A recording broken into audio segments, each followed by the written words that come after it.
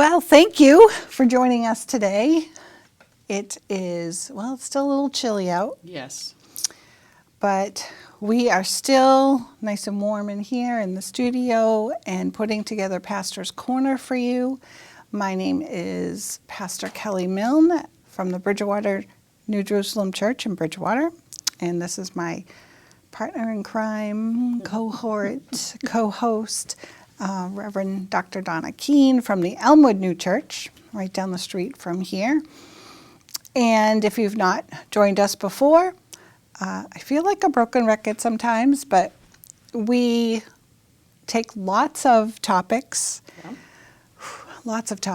and we bring a pastoral, spiritual, religious twist to them. Mm-hmm. And we have covered quite a bit, actually. We're on 22. This is number 22. Yep. Yeah, feeling much more comfortable now, Yeah. I think. And so we actually were at breakfast the other day, which is a pretty common occurrence for us. Yes. And we said, well, what can we talk about this week? What do you want to do? And she always leaves it up to me. Kind of. You have a lot of good ideas. So I said, well, I know we touched on this slightly not too long ago, but I think we want to get into a little bit more of kind of this overwhelming feeling that everyone is experiencing right now with the state of our world. Yeah, how different people are viewing it. We know that we have extremes in beliefs, and that's okay. Right. That's what makes up our world. Mm-hmm. And we are very fortunate to live here where we do have freedom of speech, and we can talk about these things. So yeah, I suppose we should just jump in. Well, I was thinking on the way over that our very first, if I remember correctly, segment was on anxiety. Back in the dark ages when we first started. It absolutely, we did anxiety, depression. Right. Yes. And I think it's worse now.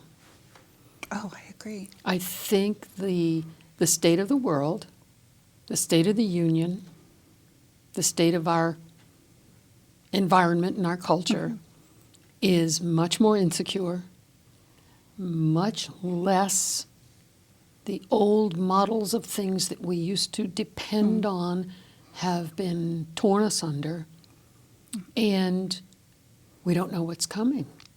Right. And so I've always said, and when I pray to God, I can deal with a yes or a no, but I have a really hard time with not now or maybe.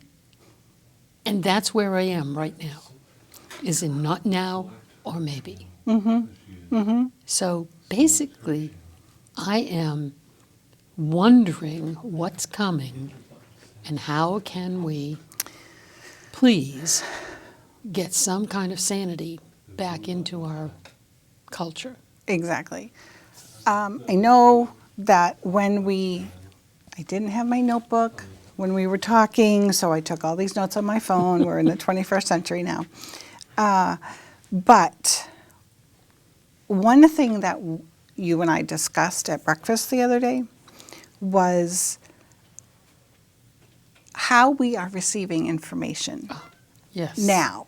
And I think that's important for us to think about, because I think I almost quoted you that information is really disseminating or coming into our world, our culture, so fast. So fast. And that we don't have time to think. Right. How are we supposed to form our own thoughts, our own beliefs, without having that time to think? When I was young, many years ago, I remember our first television set, and we got 3 channels of local news and a few local programs, and they signed off at 9 o'clock at night, and we got a test pattern until the following morning. Exactly. And that's how we got our news. Yeah. Now, everybody's on their phone, and the phone is literally burning up with new news Right. every 5, 10, 15 minutes. Exactly. And that's, so I know on my phone, I have notifications to come through. Like, for instance, Channel 5. Update, if there's something going on, something, I am at the point of turning it off Please do. because I don't watch the news. Right. That's how I get my news, but it's too much. Yep. There's too much happening right now. And I really liked that we talked about thinking about it. Mm-hmm. Where do we have that time? Our culture is just way too fast, especially up here in the Northeast. Yeah. When do we get to stop? Well, Alvin Toffler wrote a book back in the 1970s, and it was called Future Shock. And his whole premise was that we have so much information and so many technological advances that each of us is struggling as if we were a Aborigine from New Zealand who got airlifted into New York City on 42nd Street and was expected to know how to function. I'm that Aborigine, and the faster this cycling keeps going, the further I stay away from it because, number one, it depresses me. Number two, it makes me kind of, loopy, trying to follow it all, Right. especially when people say one thing and 15 minutes later they say something different. And what are we supposed to believe? Well, prime example, back in 2020 during COVID, literally one moment they were saying, do this, and then 2 hours later, nope, do this. Mm-hmm. Too much. Too much, too fast. Right, We Right. can't even make our own decisions. right. So, as far as the anxiety or the, it's an unsettled feeling. Yes. Is how I am feeling. Mm-hmm. So I go back to what makes me settled. Right. I've been sewing a lot. Mm-hmm. A lot. Every day. That's my every day. That's my calm my brain. Mm-hmm. Or watching we had a COVID show that we would just put on, and it was, Big Bang Theory. Yeah. But it was just something to always have on. We'd seen every episode multiple times. Yep. It's that comfort, Right. Right. Comfort. Comfort food. Comfort food. That's my downfall. But we have to take the time. We have to stop. We have to take ourselves away, and it's okay. Yep. If something that major is going to happen, Somebody will tell us. you will know. Yeah. You will know. Yeah. So, yeah. So I also know that a comforting thing for me, tongue twister today, is that in our theology, we have this great 3 words. Mm-hmm. Chaos before order. Mm-hmm. During COVID, that was on a sticky, on my sewing machine, on my wall. Mm-hmm. And what happened? We got The some kind of chaos order. ended. We got some order. Right. I'm waiting for order again. But while we're in the middle of the chaos and the confusion and the insecurity. The thing that has struck me as the most upsetting, the thing that I am the most concerned about, is, as one person said, people have created a new religion called Christian nationalism. And what I understand about that designation is that people are feeling very free to take some of the sayings from the New Testament out of context to justify whatever they're doing. I think a long time ago I probably was guilty of that too. But more recently I've been a little bit better about checking my sources. Right. To see, okay, when did this get said? In what context was it said? And how do I apply that to my life? Right. And I know that during seminary, which I recently finished, so it's fresh in my head, my gut reaction to when we were talking about the context of biblical passages, of chapters, of books, the Bible in general, and the importance of understanding that context. Right. What is going on in the world at that point? Because the Bible lines up historically. So we've got some historic facts, we've got the Bible. What was going on? Why was that important? And how did that influence the writers? Or what words came down? Right. And we have to do that today. Yes. It doesn't mean it stops. Right.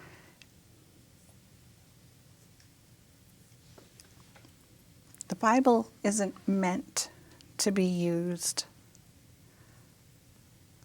in a negative way. Right. It's not, you know what I'm saying. Well, let's say it a little more clearly. Please. Okay, I'll give you an example. I looked it up. I'm so glad you did. In Matthew 10, verse 34, Okay. Jesus, and I quote, "I have not come to bring peace, but a sword." Now, people quote that all the time.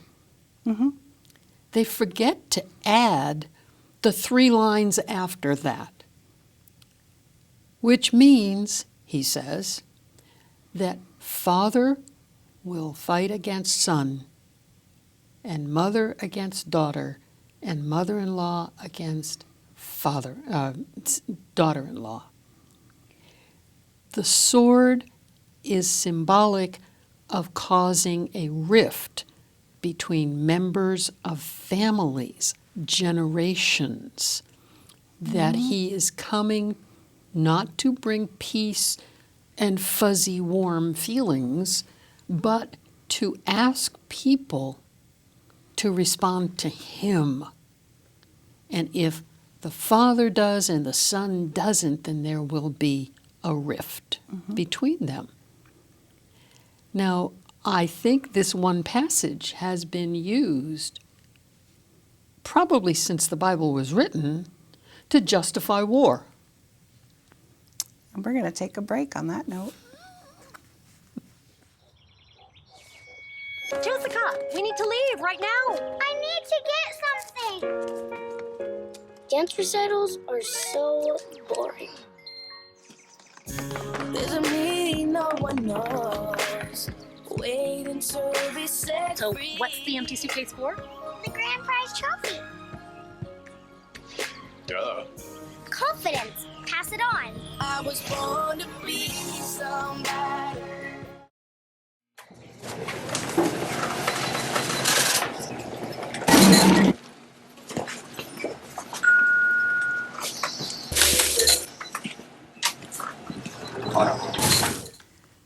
So going back to Matthew 10, Yes. after our lovely break, Yeah. you were talking about how Jesus was coming. Not to bring peace, but a sword. Exactly. And nobody quotes the next 3 lines. Right. And do they look at the context of the entire chapter No, and what it's about? no. I just pulled it up. And a lot of times these chapters will have like a heading, Mm-hmm. so to say. So the heading for Matthew 10 that starts the whole chapter is Jesus sends out the 12. Mm-hmm. Okay, that's fantastic. What are they doing? Jesus is telling them what is coming, what Mm-hmm. they need to go and tell everybody else. Right. But it's the whole thing. Right. You can quote one small portion of it. Don't suppose that I have come to bring peace to the earth, etc. Mm-hmm. But know where it's coming from. Right. Right. Otherwise, we're going to end up where we're at. Absolutely. And I think people have been doing this for a long time, using Well- biblical scripture for negative results. Well, since the Bible was Time. invented, Yeah. everybody has taken their little snippet from wherever they want. Now, in Revelation, apparently, there is a slew of references to wars because this is John's dream. And his dream is about what heaven is going to look like and what we have to go through in order to get there. And there are all kinds of things. One of the Right. quotes that I had was they're going to make war with the dragon, make war with the remnant of the seed, make war with the beast, make war with the saints. So somebody takes all of that, takes it out of context, and says, see, we have to make war with the infidels. It boggles my mind that people can, I'll use the word advisedly, desecrate the Bible No, yeah, exactly. to justify whatever they're doing. Right. Instead of looking to the source. Right. Right. I mean, you could, and I know that I've done it. I've taken a passage. Of course. You know, I'm writing a sermon or having to speak with somebody, and I just want to make sure I have something in my head, and I take a small little piece. Mm-hmm. But I'm going to see what's around that piece Right. of Scripture before. And that it fits the conversation appropriately. When somebody Yeah. stands up and says, I pray that every bullet finds its mark. And I'm sitting there going, What is your intent? yeah. To me, it's just incongruous that religion is being waved almost like a national flag, and that we're supposed to believe that that's an appropriate use of that biblical reference. So I guess I'm trying my best to reconcile my understanding of the Bible and its uses in our lives. And I heard somebody on one of the morning talk shows the other day make this comment, and I thought, this is where we lose sight of Jesus and his message. we are supposed to treat our neighbors as we treat ourselves. And he quoted, "What you do to the least of these, you do to me." Now, you can define least of these in myriads of ways. But basically, if you're doing something nihilistic with women, children, and pets, and you're justifying that with a sword or war,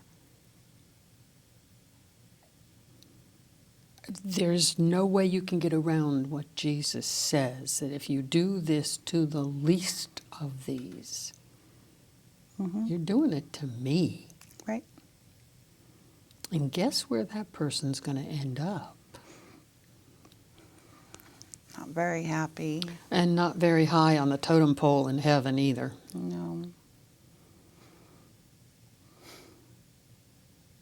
So I'm trying to stay positive. I'm trying to stay Yes. hopeful. And we can. We have to shut it out. Yeah. We have to shut it out for a little Yeah. bit. There's a Yeah. balance. Yeah. We can't, we shouldn't, I don't say we can't, but we shouldn't be sitting in front of the television all day watching No. the news. No. It doesn't do anybody any good. No. Because again, And actually, it's not good for our health. no. My blood pressure, for instance, Oh, yeah, Yeah. no. and other people's issues that they have Sure. to deal with medically or emotionally or spiritually. It's not good for us to focus on all of that stuff, that chaos. Right, right. So in regards to, I'm trying to think in my head going back to what the title actually is today. I am one to steer away from politics, and you are very much into politics, which I've learned a lot. But there is a way to approach it. I don't know what the word is. I don't even know if delicate is the word, but to approach it as an adult, Mm-hmm. as being understanding, agreeing to disagree. Mm-hmm. It's okay to talk about it Mm-hmm. because everyone has their own idea. Right. Everyone. Right. But there's something, I think, that has to go along with that, and that would be that we have to respect each other. Yes. And that because somebody disagrees with me, I don't lose respect for them. Right. And hopefully they don't lose respect for me. Right. And that's one of the precursors to having civilization in its Word best. civil is right there. Yes, it is. It is right there. Yeah. Yeah. I think what we're seeing a lot of and what is being broadcast are the extremes. Yes. That's because it makes money. Right. It Right. it feeds the sponsors of the programs. Right. And 9 times out of 10, I would say, you know, the media is part of the problem. Mm-hmm. And what is being put out there so quickly, just going back to that original thought, Yeah. you know. There are some PBS shows that have, I would say they have a measured approach to whatever they're talking about, whether it's good news or bad news. They're not out there jumping up and down, yelling, "Hey, hooray!" and they're not sitting there going, "Oh, the sky is falling." Right. They have a very measured approach to whatever the information is they're dealing with, and I appreciate that. That makes sense. Yeah. You know, back to the days when, who was it? Walter Cronkite. Yes. Here are the facts, Right. not anyone's opinion. Right. Yeah. Yeah, where did we go wrong? Well, if you want an answer to that question, I have it. Oh, I would love to hear it. Yeah. It's called technology. Yeah.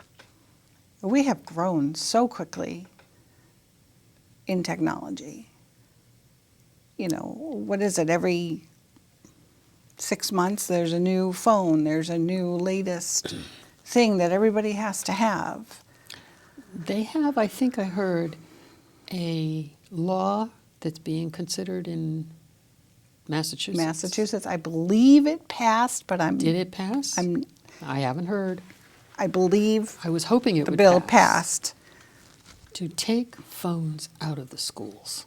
Oh, okay. So, as far as the schools, a number of the schools have these little pouches that the kids put their phones in, and it locks. And they have to lock it on their way into school and then unlock it on their way out of school. However, having 8 nieces and nephews, I know that there's a way For them to get open around. it and get your phone out. Yep. Some teachers, I do know, will have a place that they have to set their phone in when they go to class. I mean, yes. I heard one very convincing argument on letting certain kids have their phones, because the example was the young man who got a phone call and he said to the teacher, "I have to take this phone call." She said no. He walked out of the room. She reported him. He went down to the assistant principal's office. She said, "Why did you take the phone call?" He said, "My father's in jail. It was the only time he could call me." He said, Right. "I don't care what you do to me.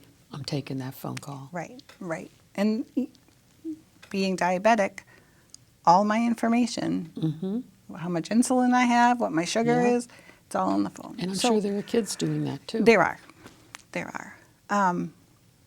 Yeah, I think we could go, and we have gone in so many directions. Far today away from already. the Bible. But I think things that are important to remember. Know that information is coming at you so quickly. Yeah. Turn off the news. Yeah. Yeah. Give yourself time to think about things. Inform your own opinion. And do a little research. Absolutely. I mean, look for the facts. That's what we should do. That's what we should do. And that's with everything. It's not just with politics or with the Bible. Right. Everything, so that you can form your own opinion. Right. Yes, we have the internet to give us the information. Sure. Not all of it is correct, but it's there. Right. So take the time. I think that's Yeah. our big thing. And hey, maybe we'll pick up with this next time and go a different direction. You never know. So tune in next time Yep. and Glad see you where were we with go. us this time. Yeah, we'll see where we go. Okay.